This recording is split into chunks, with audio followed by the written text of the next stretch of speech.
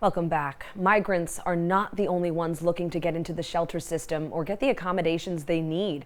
Thousands of New Yorkers are trying to do the same while there's little space. News 12's Caitlin Ulrich tells us more about the current state of shelter capacity and how it's affecting a local family. Abbas wants to stay anonymous as he shares his story about living in shelters. Currently, he needs one thing: a space with one bedroom. It was a studio smaller than where we were coming from. So when he saw it, he like, OMG, he just walked away. He basically ran away from that moment, from that spot. Abbas and his 16-year-old son, who is autistic, have lived in New York City shelters since last year. Abbas had to stop working to take care of his son, and in April, Abbas requested a one-bedroom accommodation. He says his son's doctors told him it was necessary for his son's well-being, and since then, they've transferred to 2 different locations, each time placed in a studio. Therapist, they said he needs his space.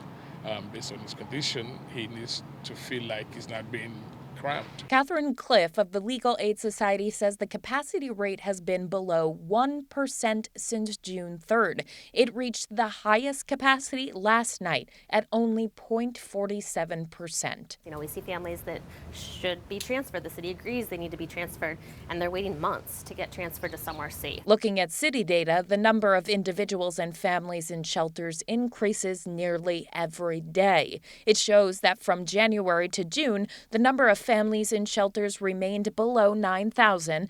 Then in July, the number of families in shelters jumps up to nearly 9,500, and in August, just more than 10,000. And, it's a system that houses right now over 10,000 families with minor children. And so we're talking about, 20 to 30 units open on a given night, which for a system that large is very concerning. Back in Brooklyn, Abbas is holding out hope for enough space for him to move on with his life. First, I need home. I need to get this guy stable, because once he's stable, he has his space, and once that happens, maybe he'll be stable. Once he's stable, and then I can take it from there. That capacity rate includes emergency shelters, and the city has opened 17 within the last 90 days.